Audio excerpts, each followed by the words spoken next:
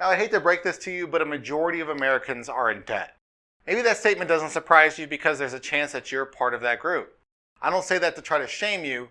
The fact of the matter is that 77% of American households have some kind of debt. The average amount of debt per household is close to $160,000. Of course, people can manage these by making consistent payments to the organizations that they owe their debt to. For instance, homeowners make monthly mortgage payments to their lenders. But these bills become problematic when the borrower misses a payment or stops making them altogether. No one wants to end up in that situation, but the reality is that it can be hard to keep up with too many payments. This results in 1/4 of Americans who don't pay their bills on time. Enter debt collectors. These people send debt collection letters to those who are overdue on their payments in attempts to try to get them to pay. Hi everyone, I'm Matt from eTactics, and today I'm going to share what to include in a debt collection letter. Before we get started though, make sure you subscribe to our YouTube channel by clicking the button below. While you're down there, hit that alert bell icon next to it as well, so when we post new helpful content, you get notified.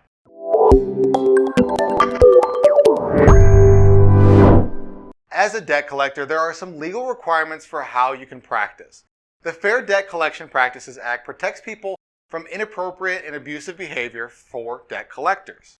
For example, you can't threaten someone to pay, annoy someone with repeated calls or texts, or contact them at odd hours. But another requirement is that you send a validation letter within 5 days of first contacting the person who owes money.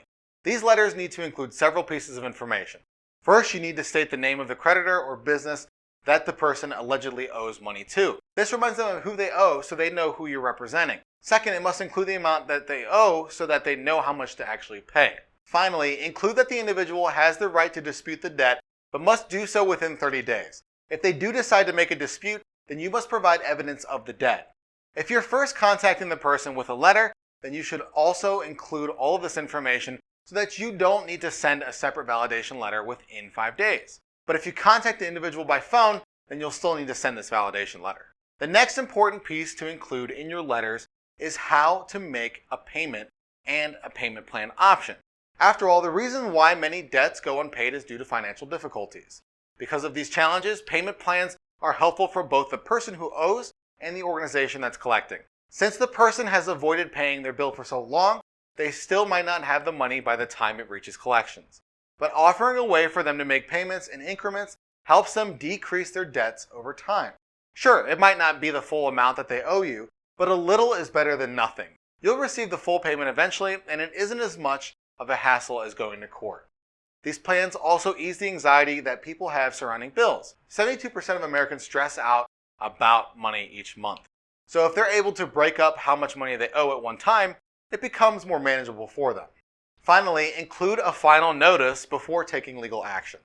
Sometimes there's no choice but to file a lawsuit if you just can't get the individual to send their money that they owe. It's not like you can keep calling them until they're so annoyed that they finally pay. After all, that would go against the FDCPA. If you've tried everything and they still don't pay, then include in your collection letter that you will need to take legal action. This is a last-ditch effort. Hopefully they'll realize the seriousness of the consequences and will submit their payment if they can. Don't be threatening in the final demand though, since that also violates their legal protections. Instead, state that you've tried contacting them already and you have no choice but to pursue legal action if they don't make their payment. Since debt is such a common issue in the United States, it isn't uncommon for people to struggle to pay their bills on time. It's one thing to make a payment a few days late until the next paycheck hits the bank, but not paying for a whole month or longer is another story.